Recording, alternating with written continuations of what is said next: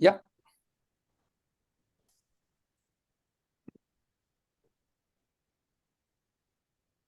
Okay. Hello, everyone. Welcome to another webinar being organized by IWA Modeling and Integrated Assessment Specialist Group. My name is Sabo Daneshker. I'm a Vice Chair of the MIA Specialist Group Management Committee. And on behalf of Elena Torfs, the Chair, and the rest of the Management Committee, I'm happy to present you today our latest webinar on using CFD models for enhancing wastewater treatment processes. But before going into the webinar, I would like to present you briefly an introduction to the MIA specialist group. So we are one of the active specialist groups within the IWA community, and we are promoting actually as a group the use of models and computational tools to support the understanding, management, and optimization of water systems. And we are not actually, our target is not limited to academia only. So we are targeting interactions between the people from the academia, consulting companies, institutions, research institutions, utilities, operators. So pretty much everyone that is involved in modeling and optimization of water systems. And we are aiming to stimulate the interaction and knowledge transfer between these entities in the domain of modeling and integrated assessments, and not only on the wastewater side, but all aspects of the water system, from surface water to drinking water and wastewater and so on. And we would also like to interact as much as possible with other specialist groups within the IWA community, and also other academic and professional organizations. So as you can see on the right-hand side of this slide, if you want more information about who we are and what we do, you can find more information on our specific website on the IWA platform, and also on the new IWA Connect Plus. Next slide, please. A bit on the main activities that we do within the MIA specialist group. So we have within the specialist group, we have some task groups and working groups. Task groups are usually a group of people who from both academia and industry that they are gathering together to perform a specific task on a specific topic, as you can see in the examples on the left-hand side. And at the end, they will usually publish a scientific and technical report.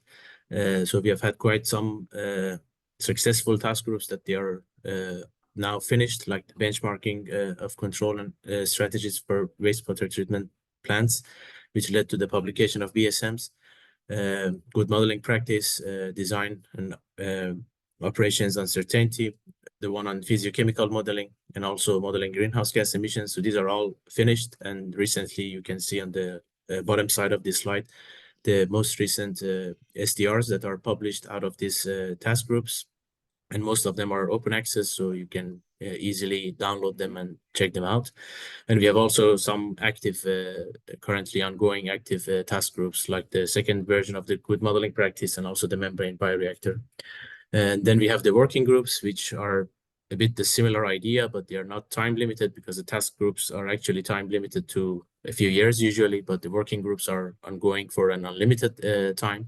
And they are a bit broader in the scope of what they do. And you can see the examples. For example, the CFD, computational fluid dynamics, is actually the main body behind organization of this webinar that we have today.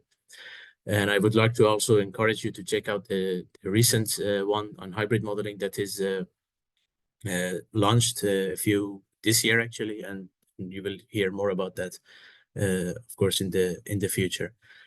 In terms of conferences and events, so we are supporting strongly the two series of conferences related to water and wastewater modeling. So one is the WR Mod series, which is being organized every 2 years, and the other one is the Water Matrix, which is being organized every 4 years. And related to this, next slide, please. We have recently had the latest edition of the Water Matrix 2023 at the end of September in Canada, in Quebec City, which was being chaired by Peter Maroligam and Elena Torfs. So the next one in the line is the 9th edition of the WR Mod in the Notre Dame in Indiana in the US in April.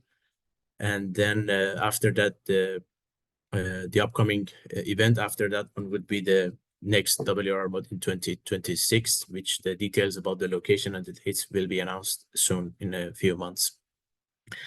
And with that, I would like to also, next slide, please, to encourage you to check out our different social media platforms. So we are, as I said, quite active on the IWA Connect Plus. So every details about the webinars, about the conferences, about the anything related to the activities of the MIA are published there. So if you check out the IWA Connect page, you can be pretty much be up to date with everything that we do and every activity that we have. You can also check the LinkedIn page that is also quite active, and we do post a lot of updates about the activities and upcoming events, webinars there. Also the Twitter account, and as I mentioned, the official website of the MIA specialist group. And with that, I would like you to thank you all for being here, and I would like to hand over to Maria Elena, the moderator of today's webinar. I hope you enjoy the webinar in the next around 90 minutes of time.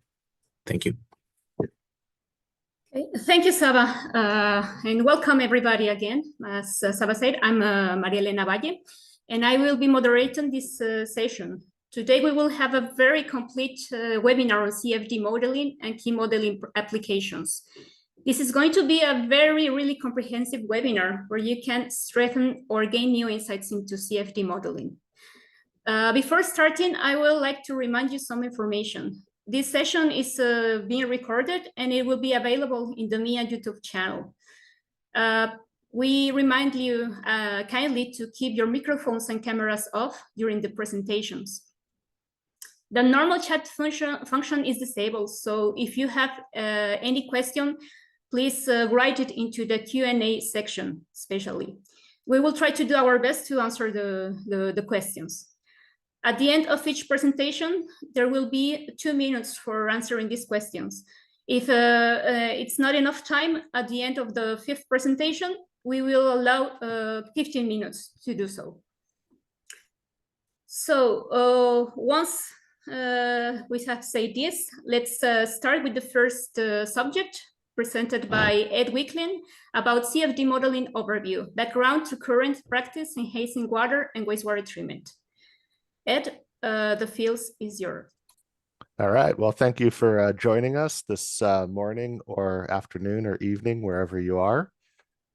Today, I'm going to talk a bit about the background of CFD modeling, roughly how it's done, and just kind of give you a little bit of an overview before we get into a lot more of the detailed presentations. So next slide. So what is CFD modeling? What are our modeling tools? What's the workflow, and how do we build quality models are some of the topics I'm going to touch on here in this brief presentation. Next slide. Some quotes about CFD modeling. Our first one's by Ferrisger and Perrick in their book. So what is CFD modeling?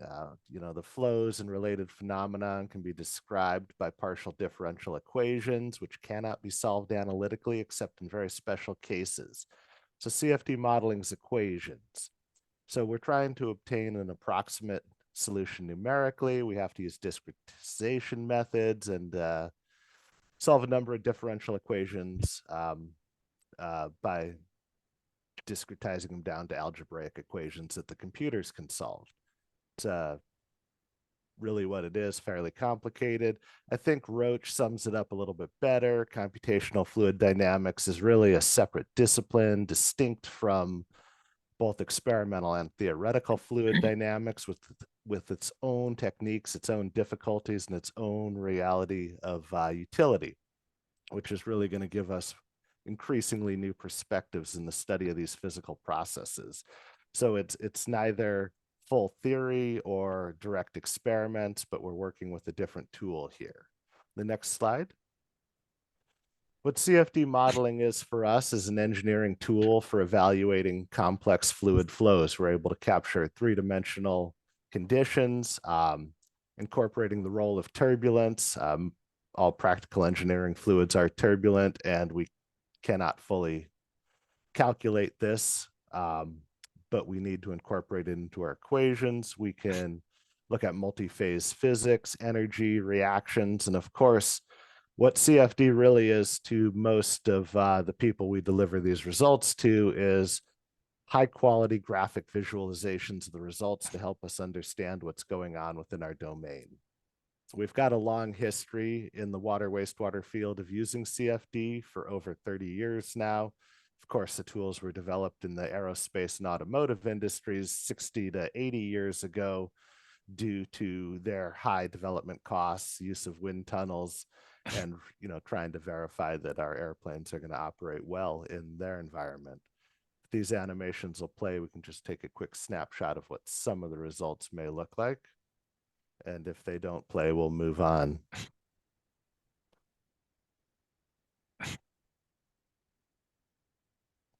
Yeah, so there's they may not play with the bandwidth, but we look at problems like chemical mixing, turbulence, and transient conditions. So with the CFD model, we're solving or approximating solutions to the Navier-Stokes equations, continuity, momentum with the turbulence closure on the left. We don't have to solve these by hand. We're using computer techniques to do it. We develop a computational mesh, as you can see, where we discretize the domain down to a number of elements of various shapes that we're then able to iteratively solve our solution on. And on the lower right, we eventually get our graphical representation. We've got colors showing velocity or pressure or turbulence, other parameters of interest, vectors showing perhaps the flow direction. And this provides us useful information for helping to verify or enhance our designs. The next slide. And so how we do this is with a number of software tools that have been developed over the years that continue to evolve, but there's a number of different software packages to aid us with our developing our mesh. You need a solver to actually solve the equations where the real work happens. It needs to be a well-validated package. There's a number of commercial and open source products available. I've listed a few here. These ones are what you find most commonly in use in practice that's being published in the literature. Fluent, CFX, CCM Plus, and Flow3D are all readily available commercial models that we see a number of citations in literature. OpenFOAM is an open source software that has really been settled upon by many in academia and some industries as a universal solving tool. Of course, we're all solving the same equations. And so over the years, a number of individuals have developed their own proprietary softwares, but of course, validating it for the range of the problems is challenging. With the ability to interact globally, OpenFOAM has had many developers, and so it's really a pretty good package at this point, very useful. And then there's visualization software. How do we look at these results? And again, there's many choices here that are used, all up to the individual's preference or input solver. Next slide. So there are some challenges in CFD modeling. It's not as easy as saying, here's the tank we want to model and putting it in the computer, getting results out. We really need to do some work to make sure that we're getting the right solution. The computer's perfectly happy to give us a wrong solution like this Escher image on the right, where it isn't practically possible, but the computer can make water flow uphill without a pump. So we need a sufficient domain to cover what we have. We need a quality mesh. We need appropriate boundary conditions, correct numerical methods, well-verified and validated code, and adequate convergence of that solution as it iterates. Next slide. So our basic workflow, we need to define our objective, of course, keeping the main problem in focus, what we're trying to solve, gather the key information we need to solve this problem, the geometry of whatever it is in the world we're trying to look at, the flow properties that are important to us, what numerical models are going to be able to solve that, all of our scenarios, flow conditions, operating conditions we need to look at. Then the model's built. Quite a bit of time is spent in building the model. They don't build themselves, certainly. One will find as they work with CFD. Needs to be set up, solved, and then there's a number of verification loops to make sure that we've got a quality solution, looking at mesh quality, looking at mesh independence. Some steps can be skipped over or abbreviated depending on the problem, and that just comes with experience. The next slide. So as an example, on the right, we have to pick our domain. The top image is we've got 10 pipe diameters approaching our elbow. The lower image is 2.5 diameters. And this changes the flow solution because it may not be fully developed with too small a domain. We may be forcing a solution. This all comes with engineering judgment. We have to look at this geometry and where do we get it? Certainly, I work a lot with 2D drawings, working on historical facilities that don't have modern 3D CAD available. There are newer approaches too to generating your geometry, surface mapping with LiDAR and other 3D laser scanning techniques. They have advantages, but also some disadvantages in the data management. Need to determine all of our other conditions and appropriate boundary conditions. The next slide shows some images of the overall workflow. On the left, top left image, we've built a geometry here in a model and started to cut it up, decompose it into volumes that we can easily mesh, control the mesh. The lower left, the computational mesh has been built of this volume. On the upper right, we're solving the model. Default is to look at residuals. So here we see an image of the global residuals decaying. So as the solution iterates, the difference between your current solution and the last solution or last several solutions indicates that this model is not changing. The lower image would be another monitor we might set up in the model, looking at point velocities or velocity fields, pressures. And we see as the model's iterated in time that it's no longer changing as we move to the right. So we would conclude that it is probably converged. The next slide. There are some tools to verify that we've got sufficient mesh resolution to solve the problem. You need to understand a bit about what you're looking at. On the left, this would be a serpentine path through a contactor, ozone or chlorine, for instance. And as the flow makes the bend, there's a lot of flow separation. This is an unstable, turbulent condition. And so maybe we want to understand if we've captured it. If you've built your computational mesh and it's only a couple of cells across the width, you're not going to have very many points to solve the equation. You're not going to get a very good solution. But how many elements do you need for the particular problem? You could do a convergent or a mesh independence check and extract data at a number of points there, plot them on the right, and look at how much the solution changes as you progressively refine this mesh, increasing the number of cells. And what we find as we increase the mesh density, the solution doesn't change much as we hit a certain point for a given problem. The next slide.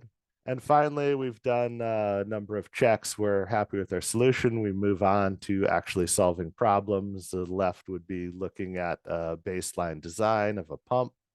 And we see our piping produces high flow separation. On the right, we've done some iterative work to improve the design.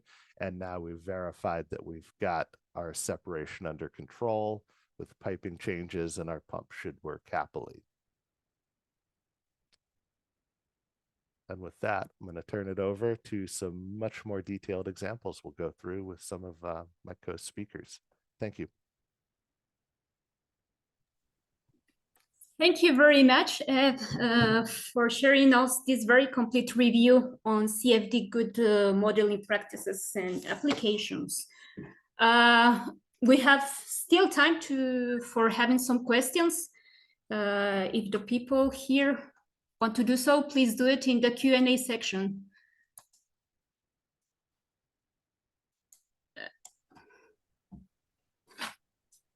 If somebody has a question, we still have time to do so.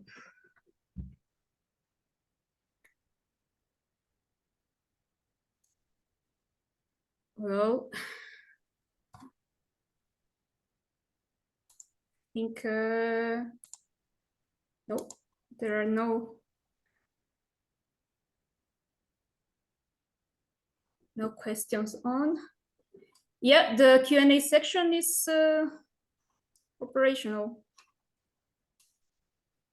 It's not working, or? Okay. Well, if nobody have a question, we continue with the next presentation. Thank you very much, Ed, again, for your very, very complete presentation on CFD modeling good practices. Oh, So, we got one question, but we can catch that later. Yeah. No, we still have time. Well, yes. With the CFD model, we're able to simulate water quality and all sorts of additional things that go on within the fluid domain.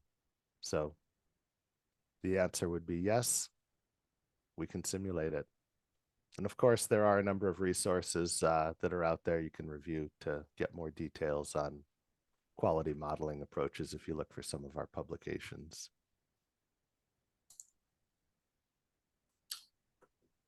Okay. Ed, Thank you very I had a much. quick question. I joined a little bit late. Rudy Maltos from Metro Water Recovery. So you might have spoken to this, but when do we actually need to validate these models? In the real world, especially when we're talking about multi-phase, multi-particle models. Is there any concern of just simply modeling it, or when do we actually need to go out and collect some real data and compare it to the models that we're developing? I mean, that does depend quite a bit on your problem and your ability to actually collect data. It's always useful to validate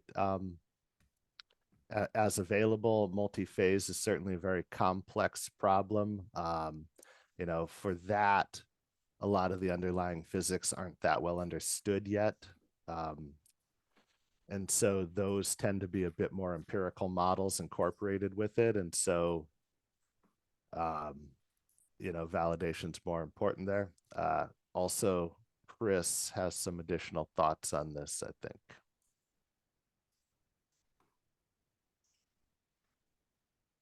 Okay. Thanks again, Ed. I think now it's time to continue with the next presentation. Okay. Our next presenters, Alonso Gregorio, Julian Laurent, and I will introduce the subject in secondary silting tanks performance assessment using CFD, impact of densified sludge characteristics. So, Alonso, it's your turn. All right, thank you, Elena. As Elena mentioned on this presentation, we basically want to talk about CFD model of the sedimentation process. And more specifically, we want to talk about the modeling of the densified activated sludge. So let's quickly go through what is that, right? For you that may not be that truly familiar with this kind of process. So densified activated sludge, DAS is an enhancement to activated sludge to conventional biological nutrient removal that basically results on improved settability.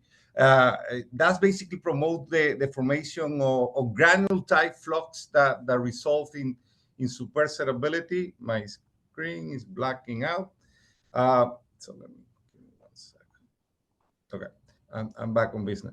That promote the formation of flux forming, granule style like you see on the image before that settle really rapidly. So what this allows to do is to carry in our treatment plant higher mixed liquid concentration, higher flows, basically increasing capacity.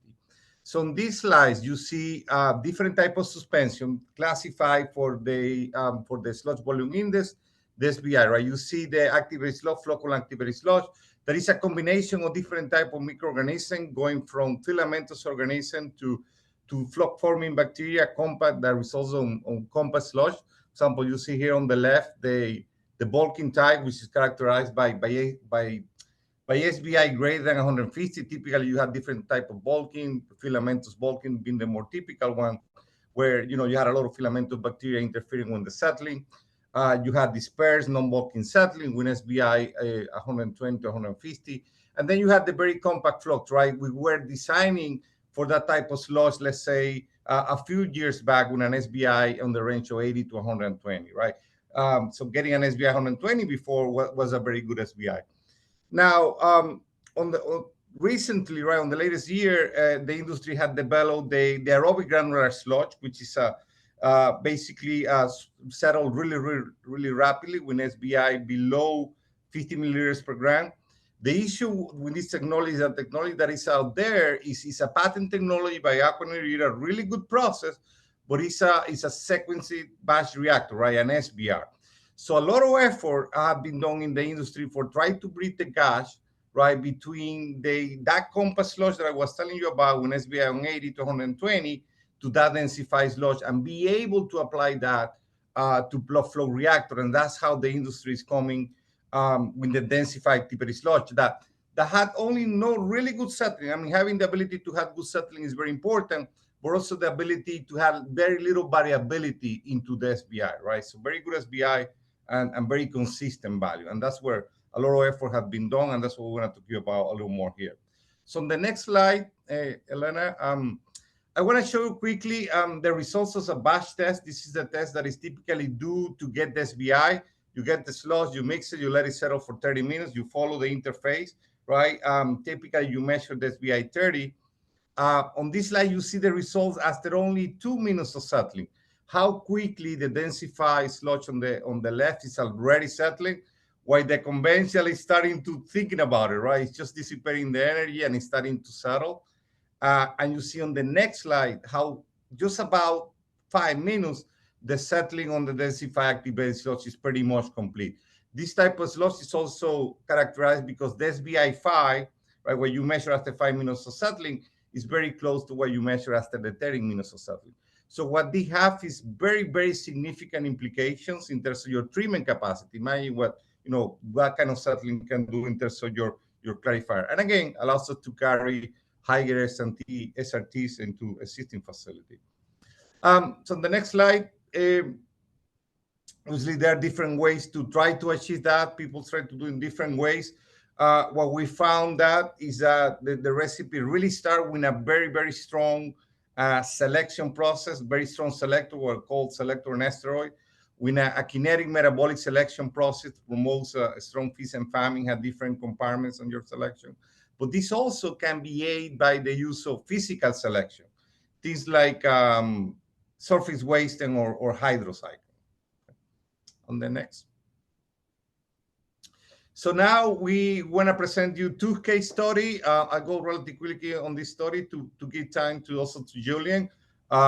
Rudy was, here. Rudy was working on this pilot for a long time. So this first case study is for the Metro Water Recovery for the Robert Hyde Treatment Facility. This is a 220 NGD facility, 833,000 cubic meters per day. What happened at Metro is that they needed to upgrade the facility to comply with future stringent limits, right? They will have to comply with a TNO2 milligrams per liter and a TPO2. So being proactive and trying to understand densification, they developed and run a long-term pilot in one of the aeration basin, the isolated aeration basin number 2, and a clarifier dedicated to that. That's what you see in red on the slide. And run the pilot to get the data and to demonstrate, right, that this could be applied on the longer scale facility. As a part of all this process, clarifier CSD model were developed for the conventional clarifier, right? You had all the rest of the facility running conventional activation sludge mode, and for the dust clarifier to basically demonstrate, right, where were the saving opportunities here. On the next slide. We were asking, okay, right, when do we have to calibrate it? In the case of clarifier model that is had all the combinations of process, hydraulics, and water quality, calibration can become really, really important. In the case of Denver, I mean, the project, we do this extensive calibration testing for the model development and calibration. Sorry, all right there. So the testing, the data that we got include the clarifier loading, the influent, the effluent flow, the mixed liquor, the performance data, obviously on the clarifier, what is the effluent TSS, the sludge blanket height, the profile, all their operational parameters like the RAS flow. And very importantly here, to understand the DAS process is the sludge characterization. So we do things like settling column tests to determine the sun settling, the compression of the sludge, discrete settling, flocculation parameter, and all those are used as an input to the model into the SUD model and for the model calibration. On the next slide, I'm going to show you, obviously, it's a lot of data. I'm going to show you this result, particularly on the settling column data, because for me, it's always so impressive how these things settle. You see that, how low SBI. But what we use on the model is not really the SBI. We use different coefficients, right? It has to be correlated, let's say, to the Besseling equation that we use for zone settling, which is characterized by B sub 0 and K. As you may know, higher the B sub 0, the better, and lower the K, the better also, the more compression you can have. You see the two lines there as the settling column test. The blue line is for the DAS, and the orange line is for the conventional activated slot, right? Typically, value for conventional on B sub 0, I'm going to say in feet per hour, are typically 20 to 45, 25 to 45 feet per hour, 8 to 14 meters per hour. But on DAS, we're getting about almost 60 feet per hour, so almost 20 meters per hour. So very, very remarkable. Also, in the case of Denver, the K value was better for the DAS and the conventional. So all this data and the rest of the data that we gathered, we developed the model. Julian and Elena will talk a little more about model development, but on the next slide, Elena, I want to show you this, a little more of the data that we gathered. We see here on the stress testing that we did, all this data were used for the calibration of the model. On the vertical axis, you see the sludge blanket height, and on the horizontal, the solid loading rate. Look at the result for the conventional clarifier. They were about 30 pounds per day per square foot, which is about 150 kilograms per cubic meters per day. Typical loading, they were almost getting blankets to 8 feet. These are relatively shallow clarifiers, so that they were basically a point reaching out the failure point. While the DAS clarifier, they were pushed double that loading rate to about 60 pounds per square foot per day. Very high loading rate, 300 kilograms per cubic meter per day. And the blankets were still about 4 feet, right? So really remarkable result in terms of the capacity of this unit. On the next slide, we use all that to the calibration of the model. I think as we click a couple of times, click one more time, the model start running. On the top model, you see the results during stress testing for the, that's the DAS below. You will see the result for the conventional that reached failure. We developed two-dimensional models using the 2DC model and also 3D models using a combination of Fluent model and the 2DC model. You can see there, right, the results on between the field data and the model that are highlighted. This model had the ability as a calibration to really match the blanket height and the effluent quality, and therefore it can be used to determine the capacity for the different loading conditions. So on the next slide. So really, really good matching, right, in terms of both effluent and blanket, which is critical to understand what is the predictability use of these two. So we use the model to evaluate that long-term loading condition on the 2040 and the ability to the plant to meet stringent limit. Obviously, this is coupled to a biological model that determines what is SRT and the mixed liquor that we need to run. And then the effluent, the mixed liquor of that model is feed to the clarifier model dynamically. You see that we were pushing mixed liquor almost as high as 6,000 milligrams per liter, and solid loading rate as high as 320 kilograms per cubic meters per day, getting very good result. And what this means for Denver, demonstrated that the system infrastructure can treat that low condition and meet those stringent limit, resulting in very, very significant saving for them, right? Deferring the need of that infrastructure. So with that, I'd like to see any question, but I'd like to pass it to Julian and Elena to talk a little more about another case study. So Julian. Okay, thank you, Alonso.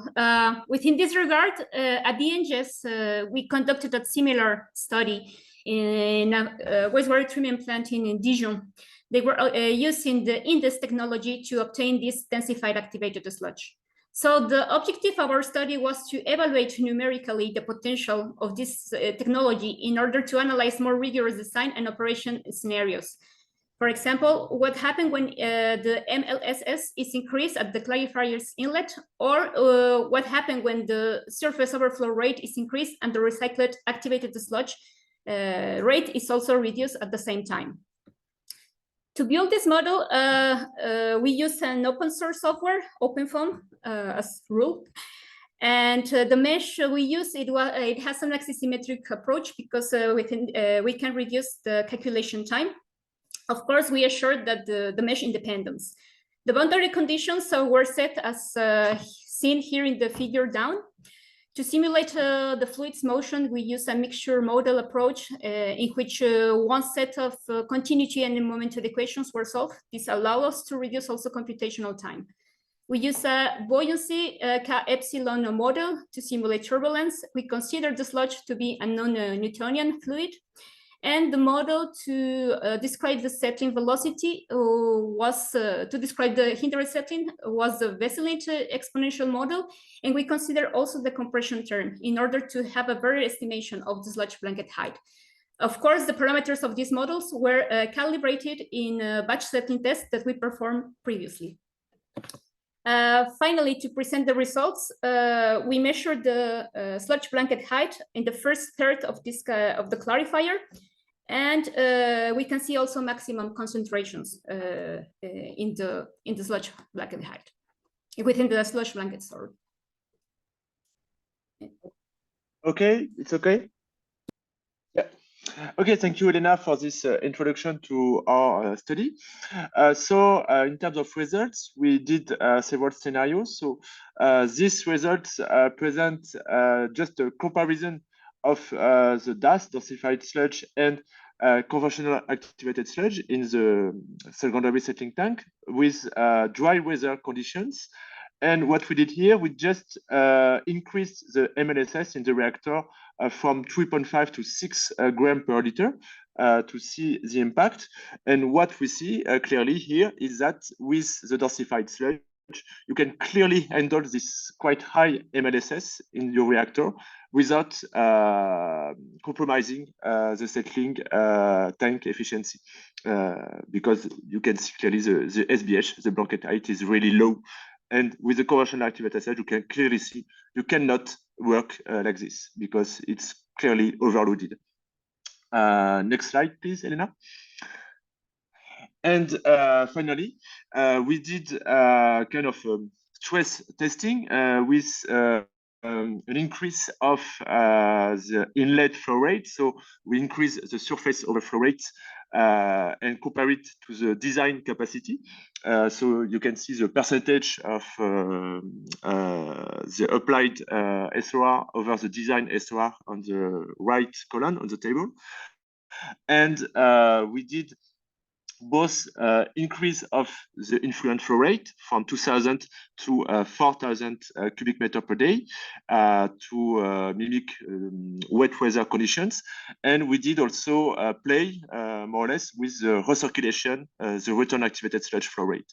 And what we see is that with the conventional sludge, you cannot, with the dosified sludge, sorry, here it's only dosified sludge where we did this, you can be working at 3 times, almost 3 times the design capacity in terms of surface overflow rate without having a significantly high sludge blanket. So this is really, really significant, of course, in terms of capital investment costs, if you want to increase the design capacity of this wastewater treatment plant. For the little stories, this plant, they did the test on one of the 4 lines they had, and they decided after this kind of test to extend it to the whole plant. And next slide, please. And so just to conclude a little bit on this case study, so we did CFD study of this particular case study with OpenFOAM software. The approach to use an axisymmetric mesh allows us to save computational time while keeping realistic results, because the field observations were in accordance with what we observed in the simulation results. What we didn't say here with Elena is that we did also a calibration of this model, similarly to what Alonso presented, so with batch settling tests mainly. And what we would recommend for the future in terms of research here it would be to perform non-steady state simulation, transient simulations with varying flow rate to confirm the increase of design capacity that we can handle and maybe extend it more, and also to conduct further study on the rheological properties of densified activated sludge to improve the model fundamentals here. Thank you. Thank you, Julian, for concluding the presentation. I'm afraid we are late on time, and I would like to say that we have just time for one question, if anybody has one. But if not, I think it will be better to continue or leave the questions for the Q&A section.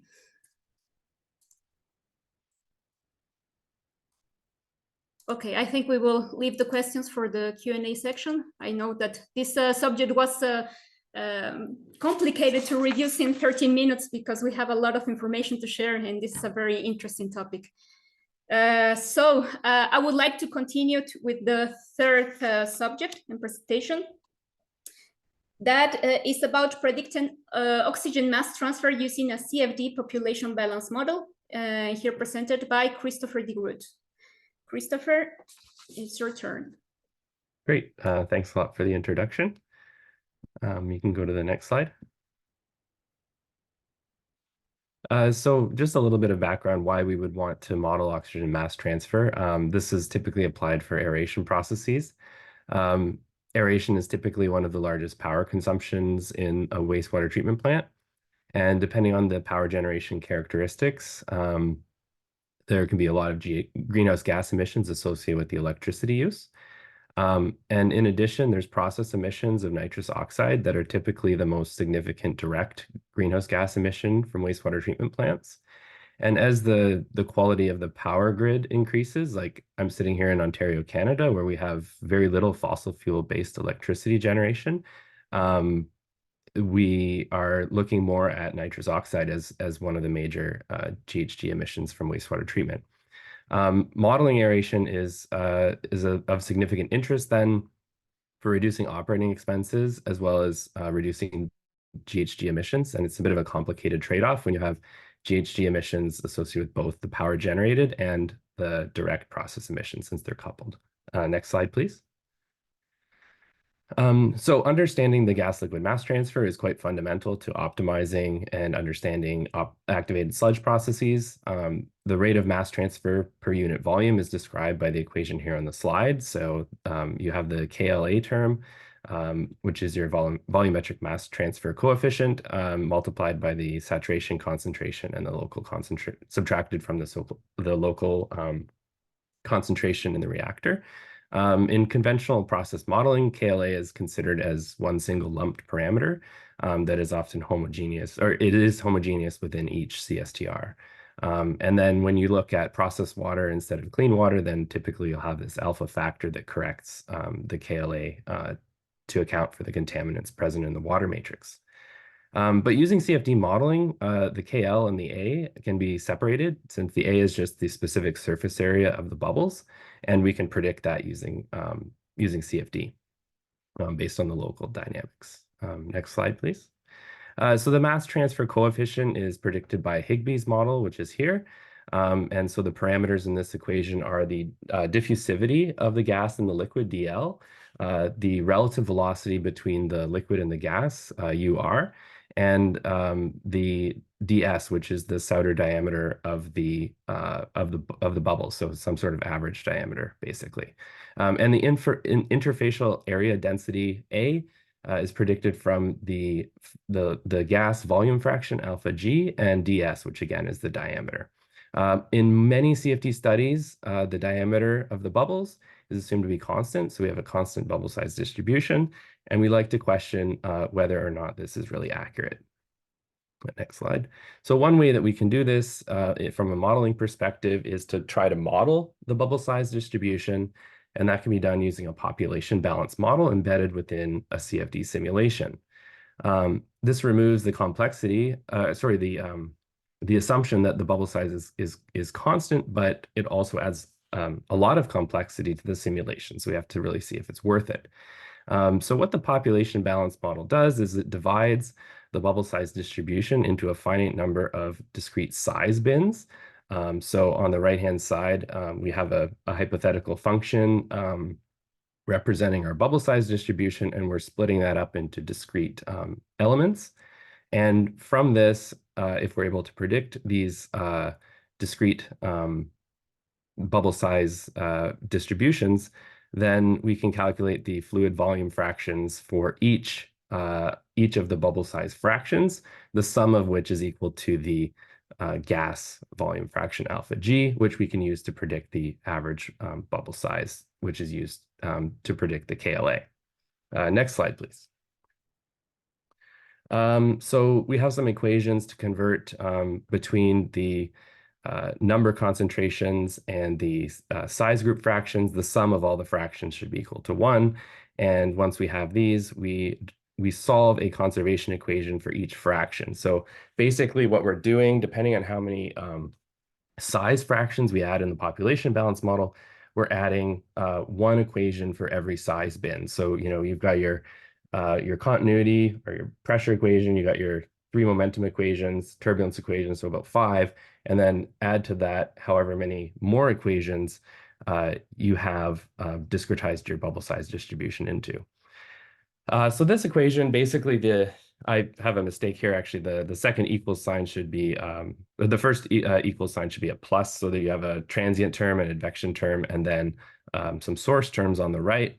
And these source terms are associated with birth and death rates of different bubble size classes. So you can have birth due to coalescence and breakup, and death due to coalescence and breakup. So the diagrams at the bottom of this slide show 2 bubbles of size class A coalescing to form 1 bubble of size class B. So you'd have a death of 2 class A bubbles and a birth of 1 class B bubble. And then on the right, you have a breakup event. So 1 class B bubble becomes 2 class A bubbles. So there would be a death of a class B bubble and a birth of 2 class A bubbles. And so those are what we're trying to, we're using characteristics of the flow and various models to predict these rates in this equation. Next slide, please. So what we wanted to do in this study is just to test the effect of a constant versus variable bubble size distribution assumption in a bubble column reactor where good quality experimental data was existing in the literature. So we implemented a multi-phase CFD model based on an Euler-Euler 2-fluid model, implemented in OpenFOAM, where we predicted the fluid volume fraction using a population balance model. The governing equations for this are derived by conditional averaging of the single fluid governing equations. And the momentum equations also have an additional force term, which includes drag, virtual mass, and lift forces, which are dependent on the local flow conditions and the bubble size distribution. And each of those requires a closure model, which I won't really get into in this presentation. Next slide. So to test the effect of constant versus variable bubble size distribution, we did some tests in this bubble column where they, this is from Ingmar's group. They modeled this as about 150 centimeters high, and they measured at the dotted lines in this image. So we took the data that was given at 5 centimeters from the air diffuser and assumed that as our boundary condition, which was an assumption we wanted to test.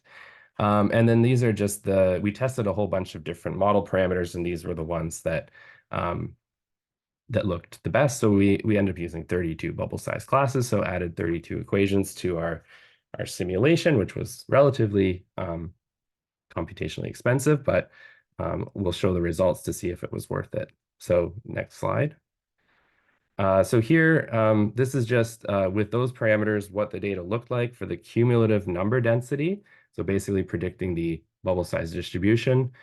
So first on the left-hand side, the blue symbols just shows that there's not, this is the experimental data at 5 centimeters, which we used at as our inlet condition.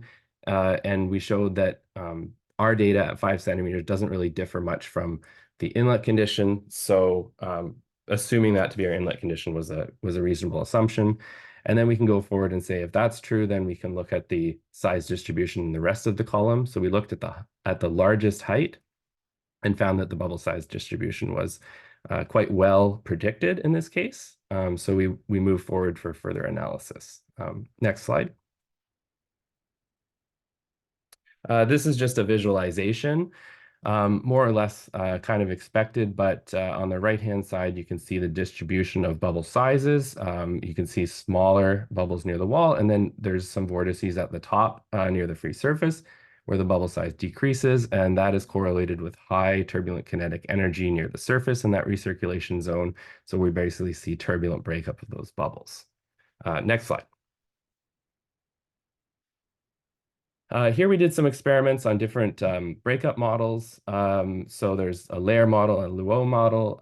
Both gave good results. So we don't really we could basically say both models are predicting the physics well.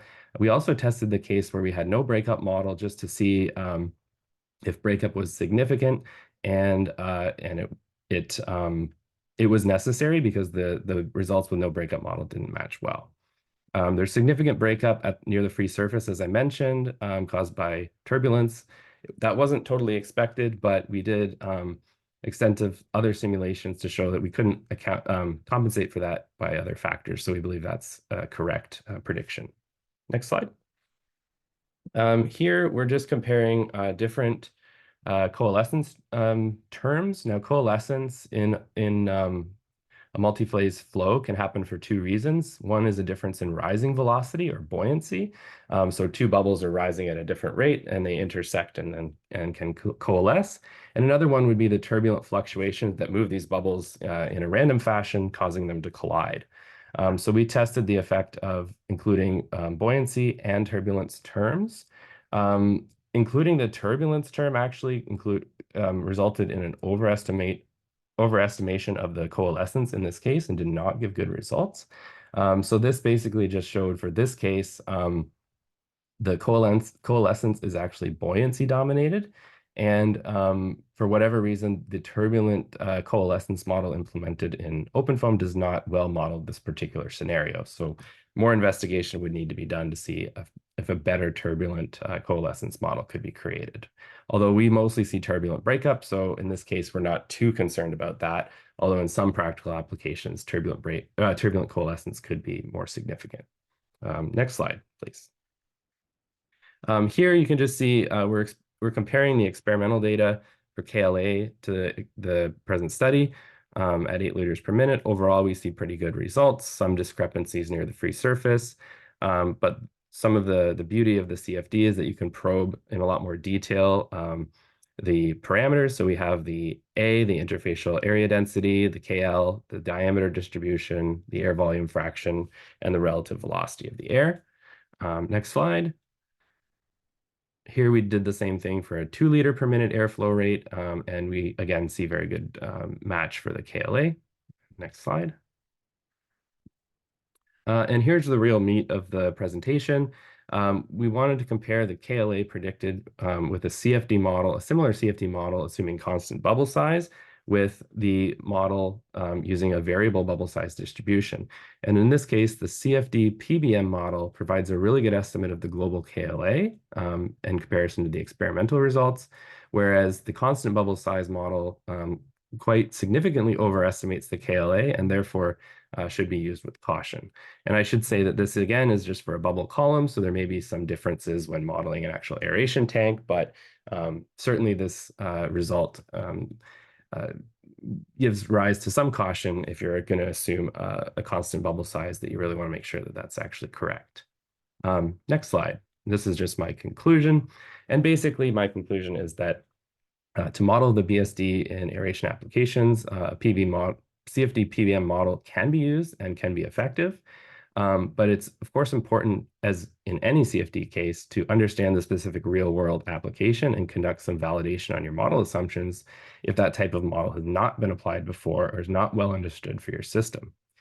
In the study shown, the constant bubble size assumption does not accurately model oxygen mass transfer for real world applications, we would want to test the validity of the constant bubble size assumption before implementing such a model, or we can move to PBM, but we also have to be careful with PBM that we have appropriate closure models that are applicable to our scenario. So that is the conclusion of my presentation. Thank you very much, Christopher. And I see that there are a lot of questions within this topic, but unfortunately we have time just for 2 small questions. Sure. And one is, what is the assume BSD based on? So we actually don't assume the bubble size distribution where we're actually solving for the bubble size distribution. We're using a boundary condition at the inlet to describe the bubble size distribution coming into the domain. And that is just based on experiments. And then we discretize that bubble size distribution into some discrete bins. Okay, thank you. And another question is regarding to predict the oxygen mass transfer with a PBM, can we only create simulation only 2D or it should be 3D? So in principle, you can create it in 3D. We attempted some 3D simulations. They're very computationally expensive, so we stuck with 2D. But there's nothing stopping you from doing it in 3D other than computational time. Okay. I can answer some of the others in the text if... Yeah, maybe, because we have to continue with our next presentation. Thank you again, Christopher, for this very interesting usage of CFD tools in predicting bubble size using population balance models. So now it's time to get into our 4th presentation, led by Giacomo Belandi. He will show us how design support for drinking water disinfection is done. Hi, everyone. Hope you can hear me well. All right. We can hear you very well. Perfect. All right. Thank you for the introduction. I'm Giacomo Belandi. I'm technology lead at the AM team. We support the utilities and water companies in doing simulations of their processes and in optimizing their processes. And I'm responsible for the development of the kinetic models that we attach to our CFD models there.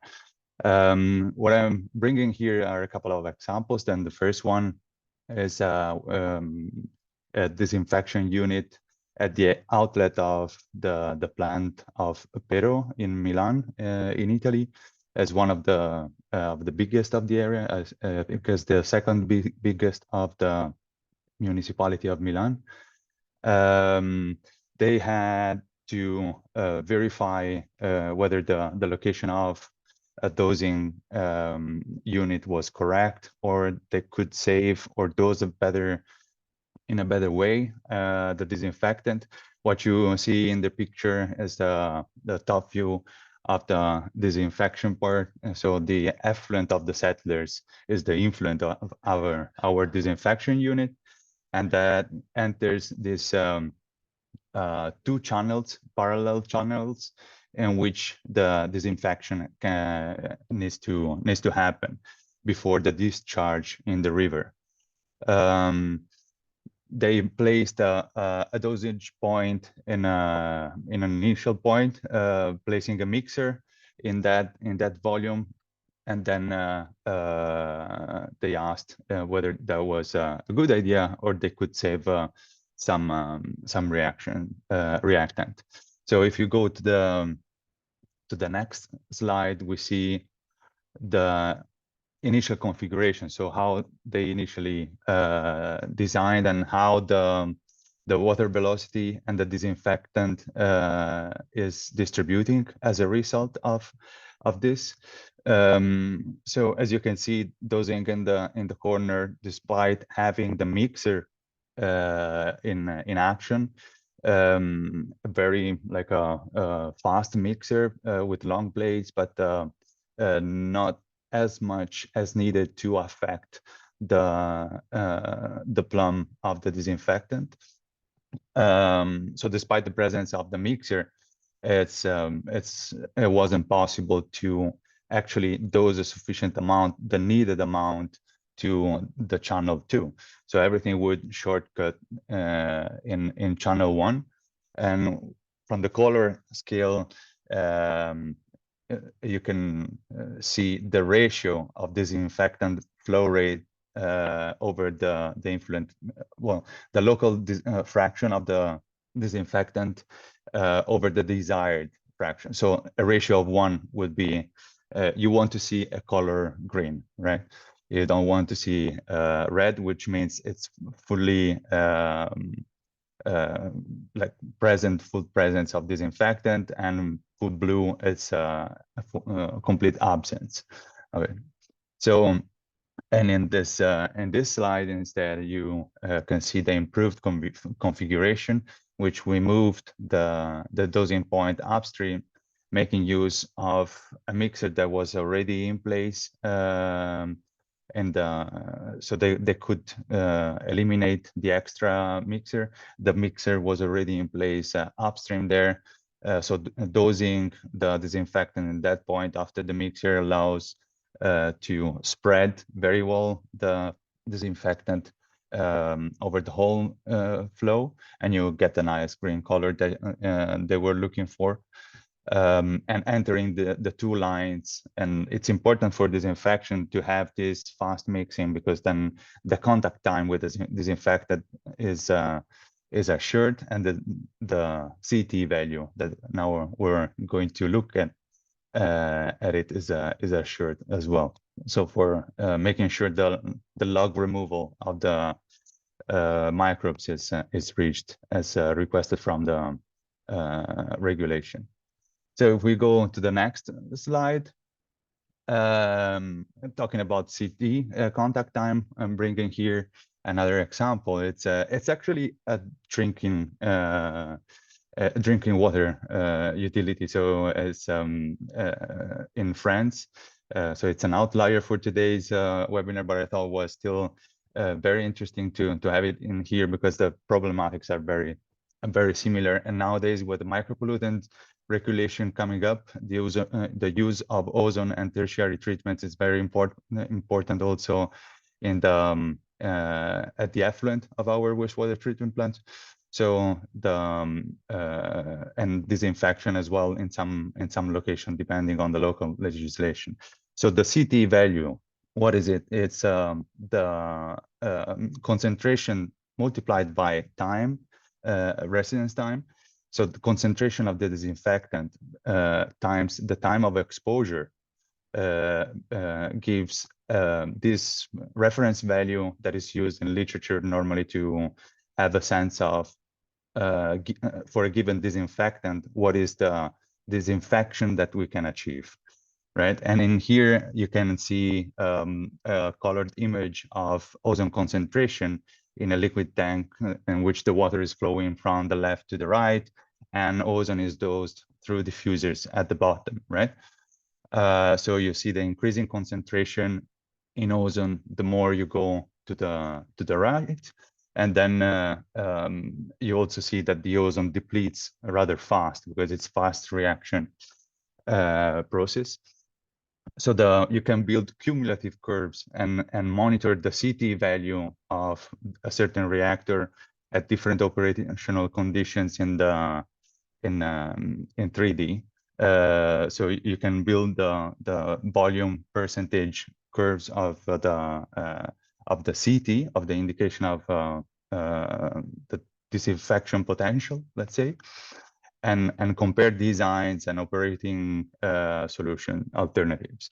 So if we go to the next slide, then we can see how the initial and improved configurations in the next slide are looking like. So when they wanted to compare 2 designs, these are 2 parallel lines treating drinking water, as I was saying, and they are operated differently at different flows. So they wanted to minimize byproducts formation, so the carcinogenic formation of the carcinogenic bromate as a result of ozone dosing, and they want to maximize the CT, right? And reach the minimum CT required at each operational condition. Then, so they wanted to split the ozone chambers in different, with more baffles, let's say, so to avoid the short circuiting that we're observing in the existing design, so which was jeopardizing the disinfection there. So if you go to the next slide, then we can see the results on the left side for ozone and on the right side for bromate formation, and for the existing design at the top and the optimized design at the bottom. I cannot show the absolute numbers in this case because they're confidential, but you can get a sense. So ozone, more or less, you expect it to be around 3 milligrams per liter in the red spot, more or less. That's to give it a sense. And bromate, we are talking about micrograms per liter, right? What you see in particular is that you can visualize the hotspots of ozone concentration, which boost the bromate formation. But also you can visualize the hotspot for bromate formation, which are represented by dead zones. So zones in which the flow tends to part of the flow tends to remain more time, so being more exposed to more ozone, and therefore forming more bromate, right? On the other hand, the disinfection is decreasing drastically in the presence of a shortcut. So it's very important to maintain a high baffling factor. And in this case, we could improve significantly the CT value and the bromate formation, which was almost halved. So I think this is the last slide for this section. So if there are any questions, I'll be happy to answer. I hope I didn't consume too much time. No, it's okay. Thank you very much, Giacomo. You were on time. We have here one question. It says, how was the mixer represented in the model? Did you use a momentum source or a moving mesh configuration? I was MRF method, yes. Okay. Okay, good. If there is no more questions, I think we should continue because we are running out of time and we still have the last presentation. So let's now present how to simulate mixing in water treatment with CFD and the mixing effects of biological activity in secondary treatment. This will be presented by Steve Sanders and Giacomo Belandi. So Steve, the field is yours. All right, hello. I'm going to talk a little bit about mixing and how it's modeled in CFD simulation. So this is going to be pretty generalized presentation. And I work as a consultant who does CFD analysis for larger engineering firms and equipment suppliers. And in my experience in the last 20 years of this, I find that my reports get about 10 minutes of attention from the people at the review meeting. This means that my graphics need to really pop and the results get quickly evaluated. So there's a couple of types of mixing when we're looking at CFD. One is passive, which I've got on this slide here, and the other one is machine driven, which I'll get to shortly.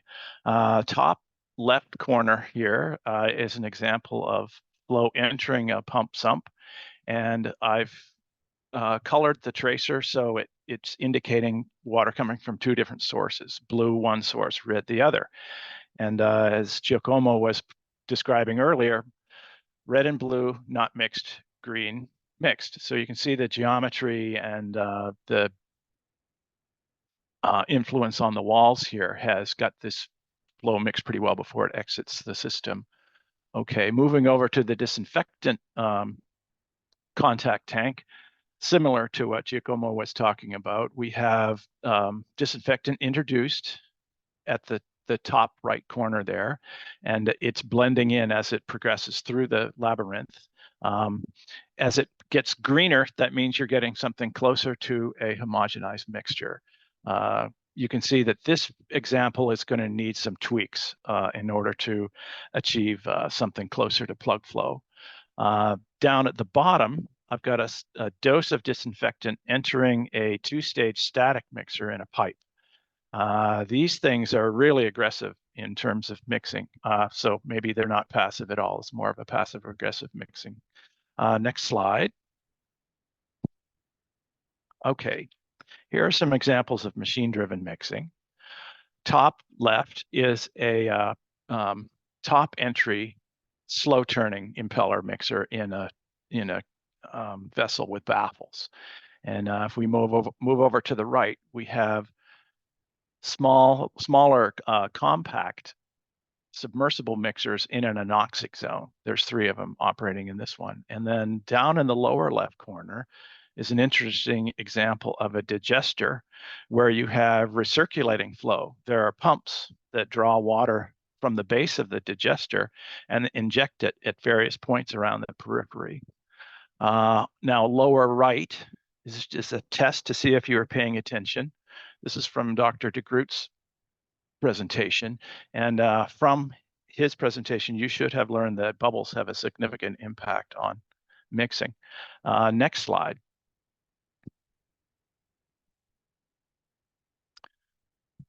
There. Okay, so pump-driven mixing. This is the one that I was talking about where we had the digester. This is really quite elegant in its simplicity. In order to replicate the system, we include all the piping that would normally be there. In this case, the water's being drawn up from the blue area and is discharged back into the tank. And instead of having the rotating machinery in the pump defined and running, we just take a section of pipe and apply a momentum source to it. And this gives us the head and flow that a pump would do. All right, next slide. Propeller mixer input is a bit more challenging when you start playing around with these things. And the gold standard of these is the sliding mesh approach. Sliding mesh approach, you take the volume that the impeller or the propeller sweeps, and for this you need an accurate CAD representation of the propeller. You take that and you mesh it in a cylinder, and then that cylinder rotates inside your mixed volume. This is very computationally intensive because the rotating mesh turns a small increment, and your CFD simulation analyzes it at that point until convergence, and then it moves another increment. So on the other side of this is you do get some useful information around your propeller. The illustration down at the bottom here shows an impeller, and I've got trailing or tip vortices, and I also have some vortices that are generated in by the hub. Most of the time in mixing in big things like anoxic zones, you don't really need to know this.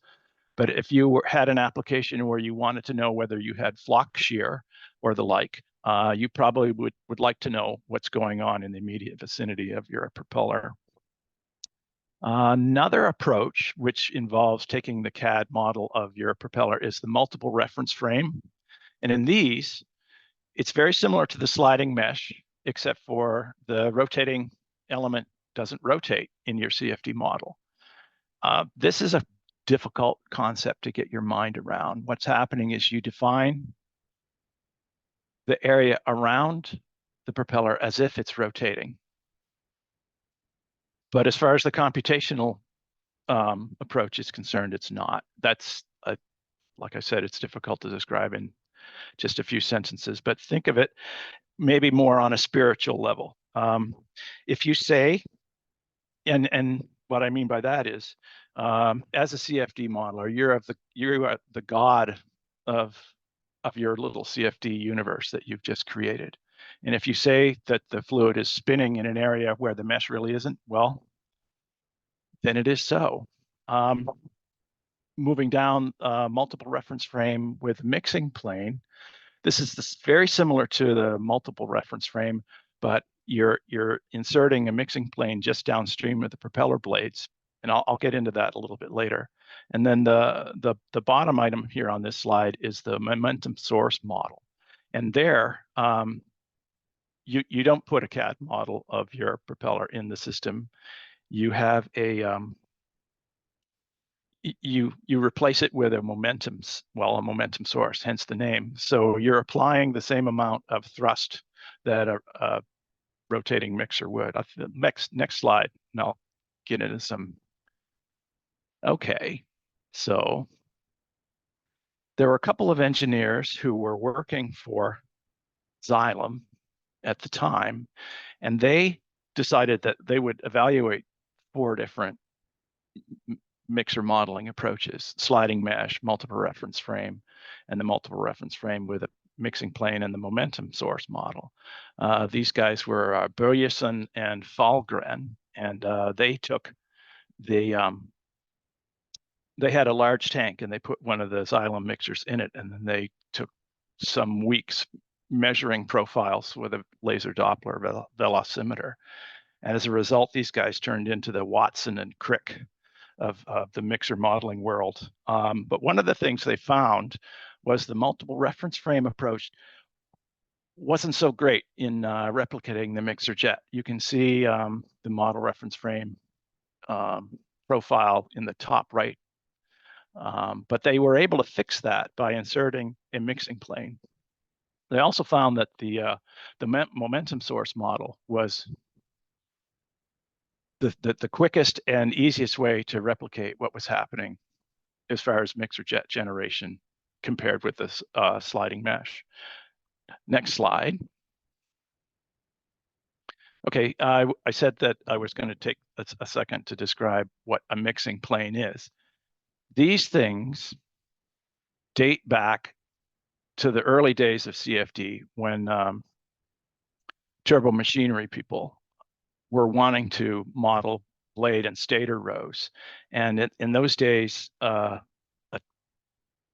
20,000 cell mesh was a big deal.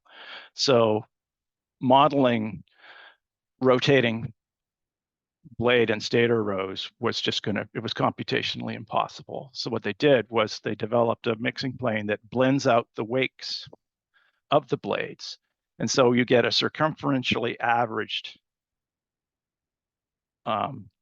discharge downstream. And so this is what you apply if you still would like to use the multiple reference frame approach in your model. Next slide.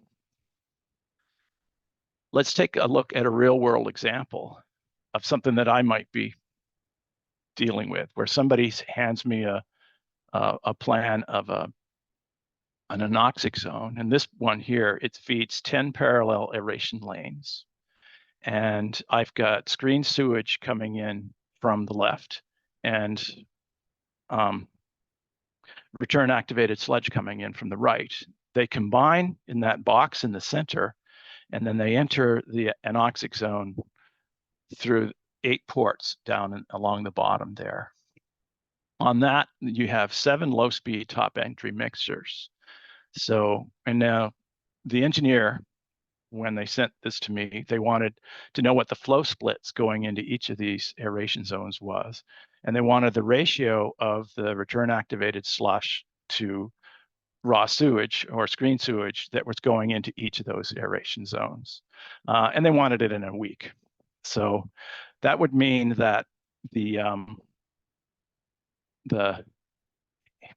using the sliding mesh approach was going to be out of the question. Next slide.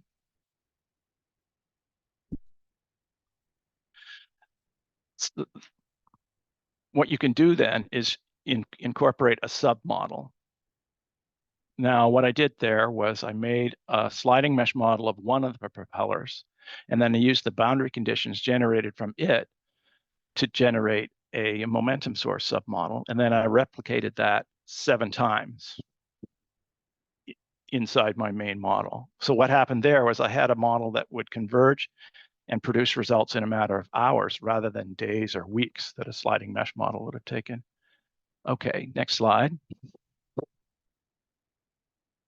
Let's skip this one for now. I got a message saying that I'm getting a little long-winded. Okay, here's an example where you have a tank that's being mixed by a pump system. So the water gets sucked up into this pipe.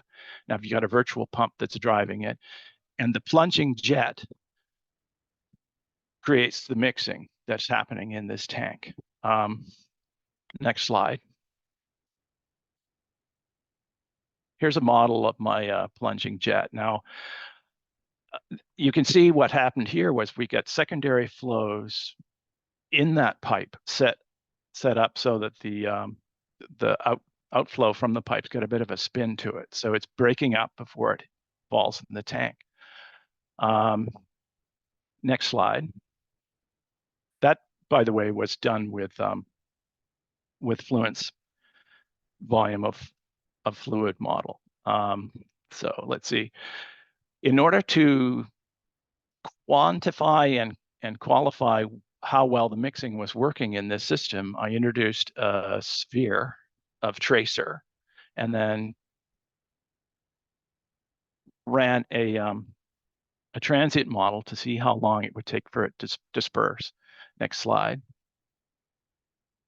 And here we are. This is the qualitative results that I put in front of the engineer that has the 10-minute attention span. We got at time 0 is the sphere, and in 5-minute increments, you can see how well the plunging jet is mixing. Now, if you want to apply some numbers to that, next slide, you can take the coefficient of variation. A coefficient of variation is just the standard deviation of your sample divided by the average of your sample. And here it is trending to 0 over the 20 minutes that we're observing this. And that's it. I'm open for questions. Okay, let's now continue with the presentation of Giacomo. Sure, thank you. So yeah, you can give it a couple of click more and we got the full picture. Here we see a bioreactor with pre-denitrification. These are concentric reactors, right? So the influent enters in the middle and then it passes pore zones and then it gets to the middle ring and then it gets to the outer ring where it's aerated. And here you see the N2O formation as a result of all the hydraulics and the biokinetics integrated in CFD. So here the client wanted to compare 2 different designs, but without going into the details of the design, I would like to show you how important it is to have a good representation of mixing to understand what is the effect on the biology. And if you give it one or two more clicks, the other figures are going to appear. There you go. And then at the bottom we can focus on the AOB activity, so the bacteria that would be responsible for the nitrification, so the oxidation of ammonia to nitrate. And we see an activity, for instance, also in the center of the reactor where we would expect anoxic conditions. And there it's because we are pumping. There is an internal recycle which pumps together with the influence some dissolved oxygen from the outer part. So this is it can be visualized only integrating the kinetics with CFD, right? And then it explains why you're losing denitrification volume, how you can improve it, and how much room you have to improve your effluent quality and reduce the N2 emissions. So then maybe we can go to the next slide, in which we see the same concept that I'm talking about now, but in another bioreactor, still configured with pre-denitrification, meaning that you have oxidation of ammonia in the aerobic part, which is at the end of the reactor, and then you use the carbon in the influent to denitrify. But in here, what is interesting to focus is that the influent and the internal recirculation. So it's also a carousel type. So the flow is circulating continuously, and continuously some influent is entering the reactor. So you have continuous exposure of the bacteria to aerobic and anoxic conditions. That's how you achieve denitrification and nitrification and nitrogen removal, right? But this also generates N2O, and if you have issues mixing the influent with the rest of the volume in the reactor in the first part, you might lose room for denitrification. That's what we observe in the right figure at the top. Then when you enter the most blue part, in which there is a dead zone, a recirculation zone, and then you have a sink of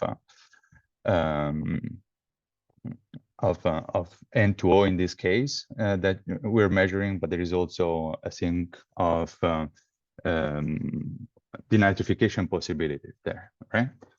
So maybe we can move to the next slide, because I think time is running.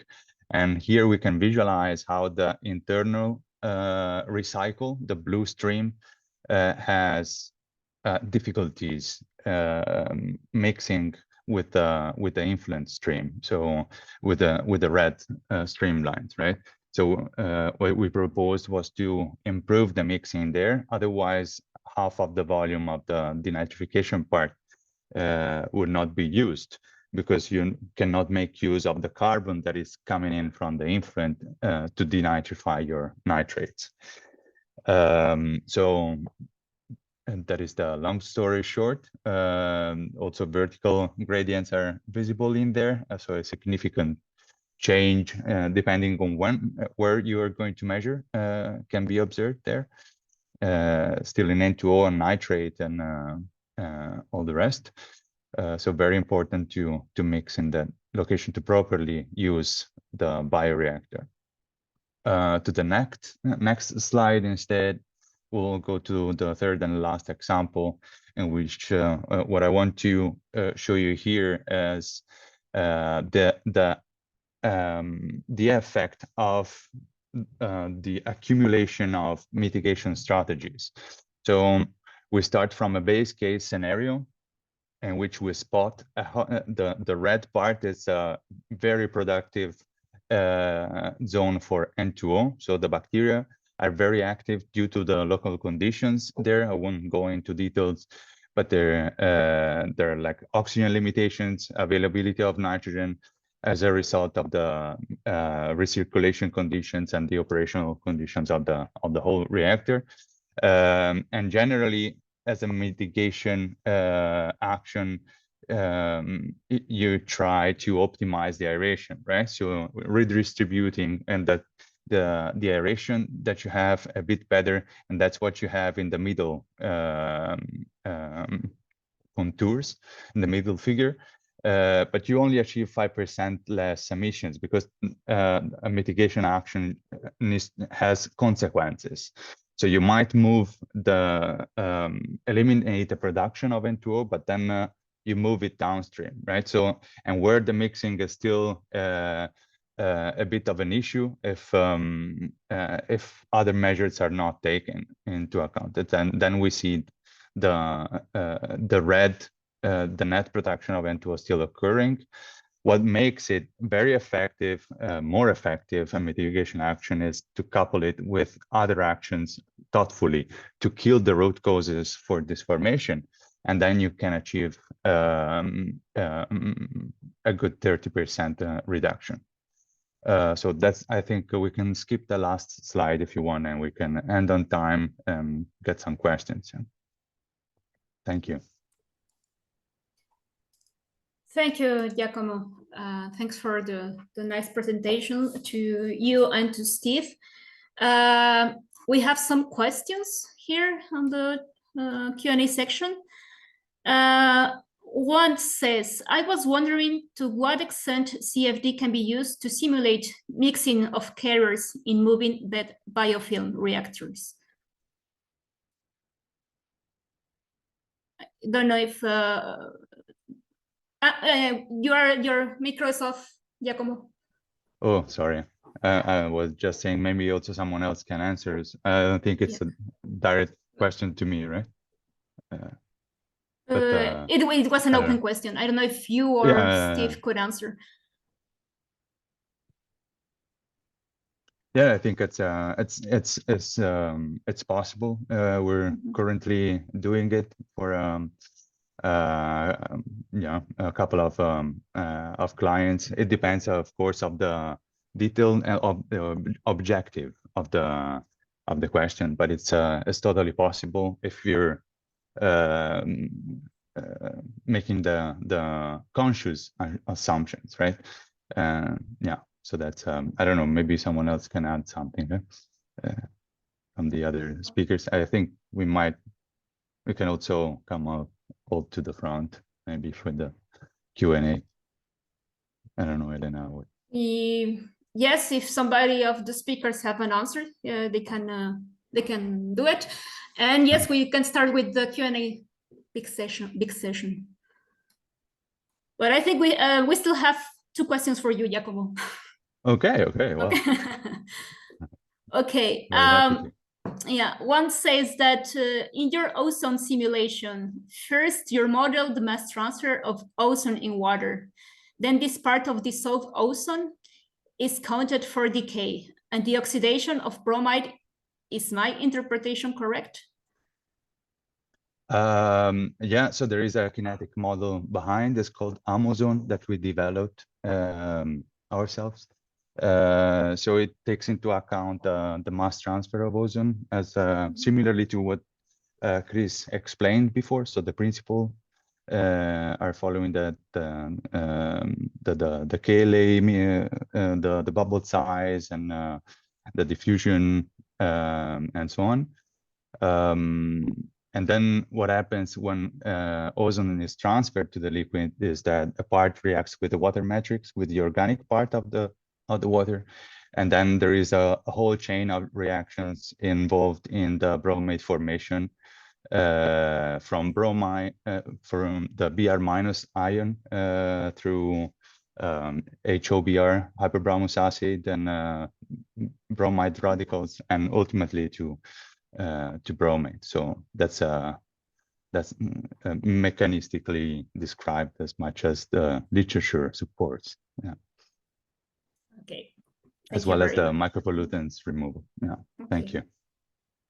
Yeah, thanks, Giacomo. And the other question says, how do you integrate the bioprocess with the CFD in the denitrification simulations? So for that we have a separate model, just like the ozone model. We integrate the reactions in UDFs, so user-defined function. So we write the code ourselves, integrating those reactions, and in that specific case, it's our version of the activated sludge model legacy that is around. Yeah. Okay. Thank you very much, Giacomo. Thank you. Yeah.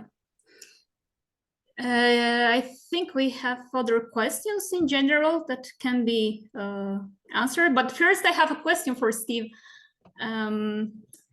Steve, in your propeller mixer input models, you mentioned several approaches. Which of those approaches works better? I don't know if you confrontate your simulation results to experimental data.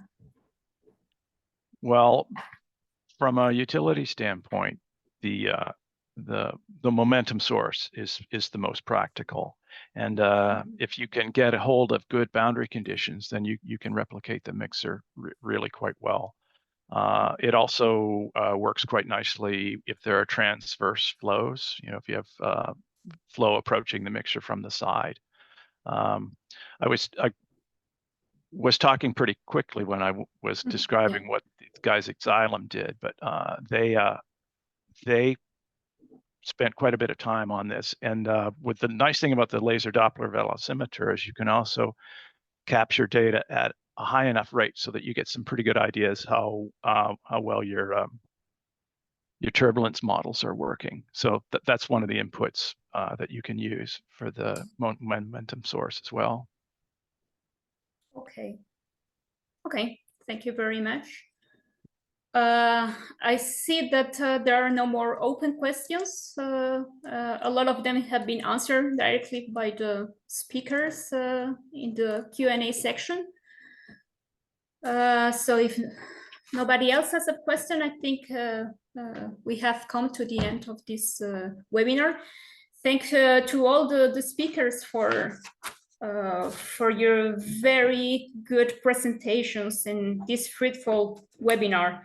You share your experiences and lessons learned in CFD modeling project, and this was, I think, this is very helpful for people that wants to use these tools in order to improve or optimize their water treatment processes. So I don't know if Sabas is still there, because Yes. So I think if you go to the last slide, yeah. So yeah, thank you to all the speakers and to the moderator of the webinar for this very interesting and engaging webinar on CFD modeling. And thank you all, the attendees, to be here and to participate in the workshop and also in the question and the discussions that went on.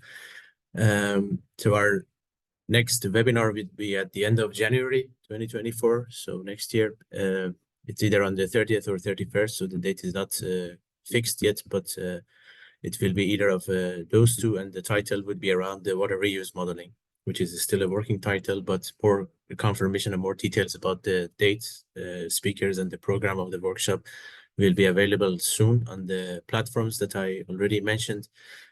So please, if you have also your own ideas for creating and making webinars, specific topics that you have in mind that would be interesting to the modeling community that we can make a webinar out of, please get in contact with us. You can check the website of the MIA or the LinkedIn page and get in contact with the people either from the management committee or from the task groups, or for example, the people that are involved in the CFD working group, and share your ideas about the future webinars or any other ideas that you have in mind for further collaboration and integration and interaction with the MIA specialist group.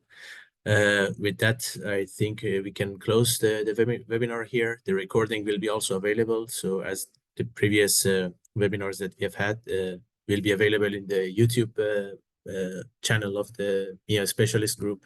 But the details about that and the link to that will be also available in the IWA Connect Plus. So please check out the Connect Plus page and you will get all the info about the recording and also the future webinars and activities.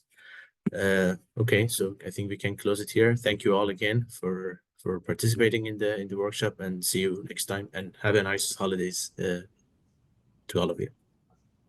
Thank you. Thanks to everybody. Thank you all. Bye-bye. Thank you for a great